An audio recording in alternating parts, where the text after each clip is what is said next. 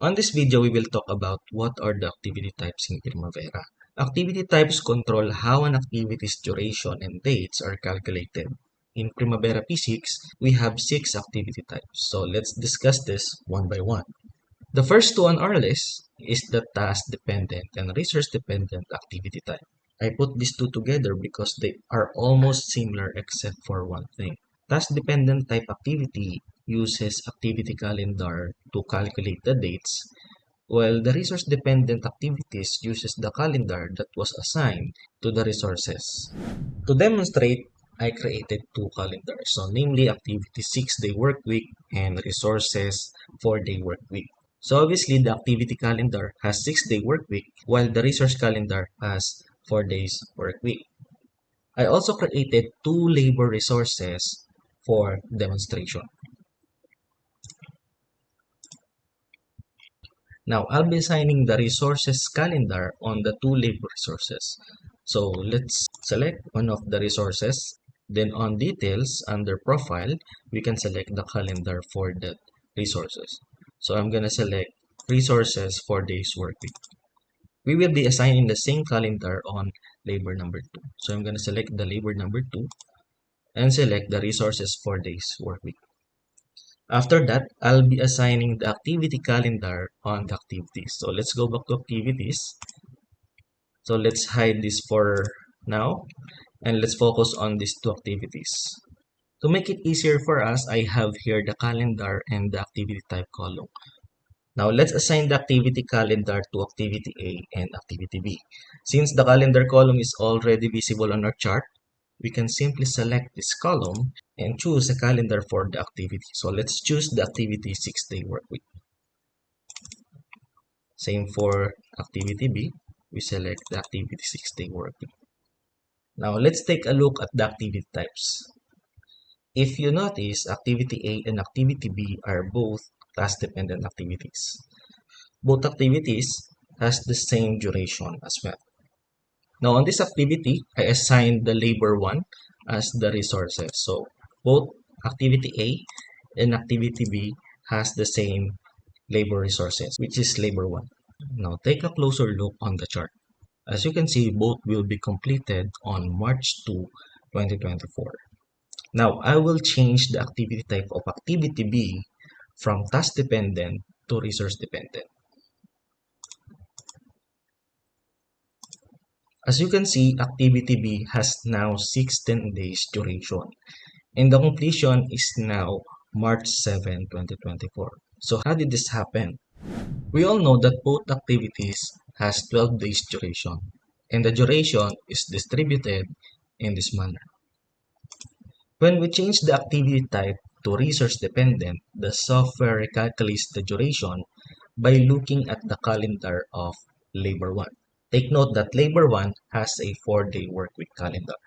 It recorded the 12 days duration and distributed it on the availability of labor number 1, which has a 4 days work week calendar. Which makes sense because you'll need longer time to finish the activity if you work less per period. Okay, let's now go ahead to the next activity type, which is start milestone. Start milestone is a type of activity which represent the start of some major event or important series of tasks. For example, start of the project, start of the foundation, start of the structural works, and so on.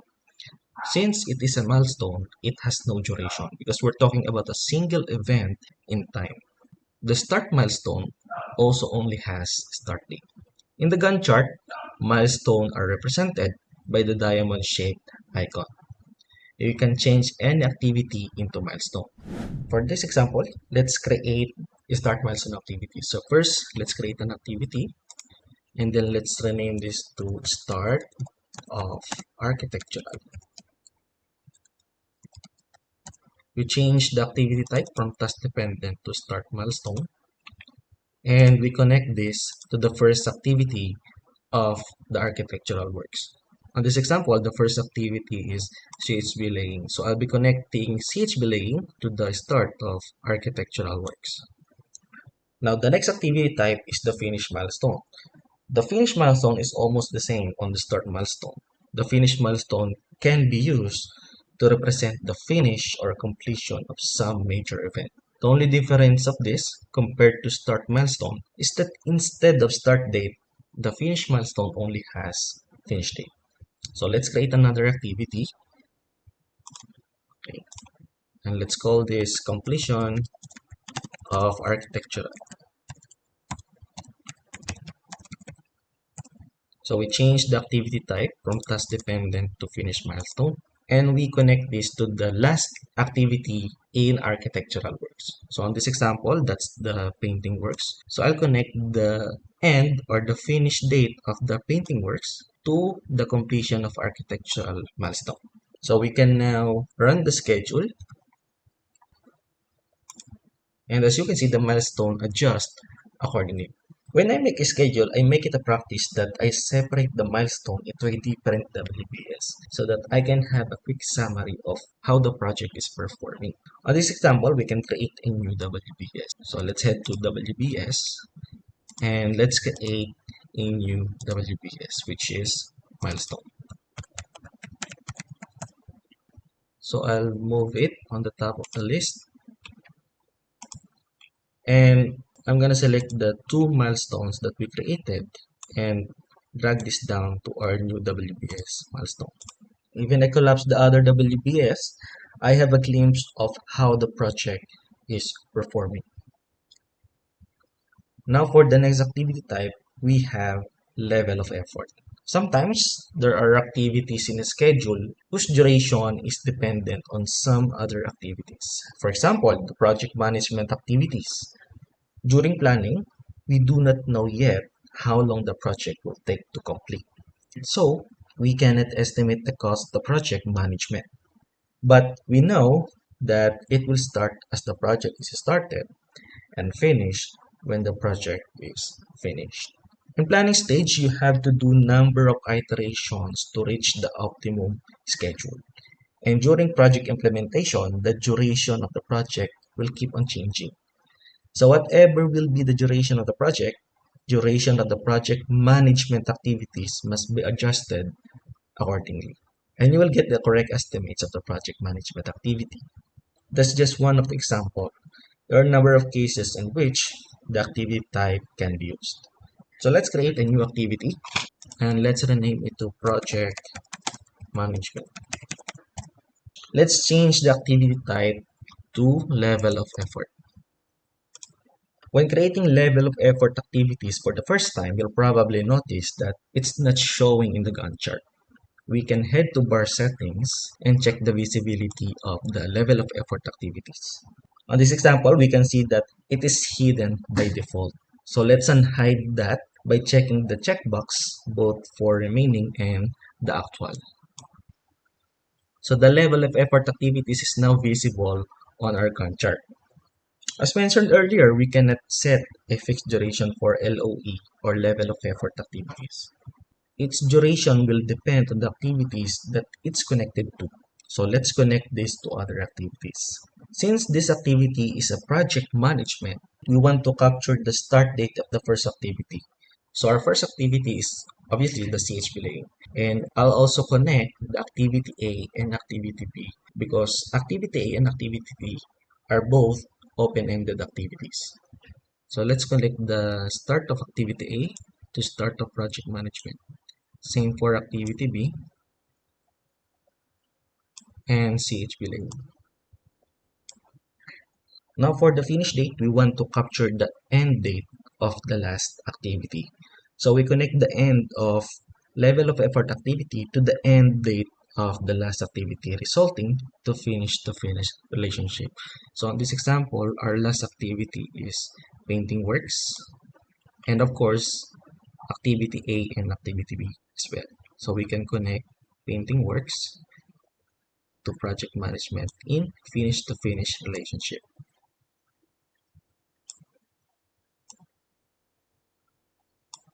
Now, it doesn't matter if you connect the level of effort as a successor or predecessor, it will still show the same result. But it's more logical to connect both ends as predecessor since project management activity depends on the underlying activities of the project. not the other way around. So let's run the schedule and see what will happen on the level of effort activities. So as you can see, the level of effort activities automatically adjusts its duration based on the activities that it is connected to, which is activity A, activity B, and CH belaying for the start, and for the completion is the painting works, activity A, and activity B. Now for the last activity type, we have WBS summary. WBS summary activity is a type activity which shows summary of all activities inside a WBS. You don't have to give any relationship to this activity type. It automatically calculates the summary data. So just like WBS band, WBS summary activities also shows the summary of activities. So another use of WBS summary activity is that if you have some activities in WBS with different calendars assigned to them, then you can use WBS summary activity and assign a calendar to it from which you want to see the summary duration of the whole WBS. Now let's create WBS summary activities to each WBS month on the architectural works. So I'll create first an activity and let's rename this to wet works summary. Then for the next activity, that's dry works summary. So I create two WBS summary activities for wet works WBS and dry works WBS. So let's change the activity type to WBS summary. After we change the activity type, let's try to run the schedule.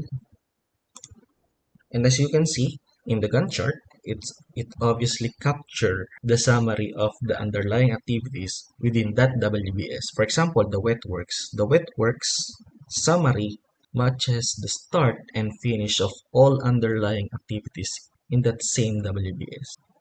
Same for the dry works activity or the dry work summary. It captures the duration of all underlying activities within the dry works WBS. As mentioned earlier, you can also assign a different calendar. So let's say you want to capture the duration based on the activity 6-day work week calendar. And you can run the schedule. As you can see, it will now show a different duration compared to the WBS band because it has a different calendar. And that's it. Those are the 6 activity types in Primavera P6. So among these activity types, what do you think is the most applicable for your projects? Let me know your thoughts in the comment section. If you like this kind of content, consider subscribing to the channel so you won't miss any future tutorials in project planning, Primavera P6, and Microsoft Office. Not enough resources for your project? You might just need to maximize your available resources to hit the target completion. You can do that by leveling your resources. So check out this video on how to level your resources.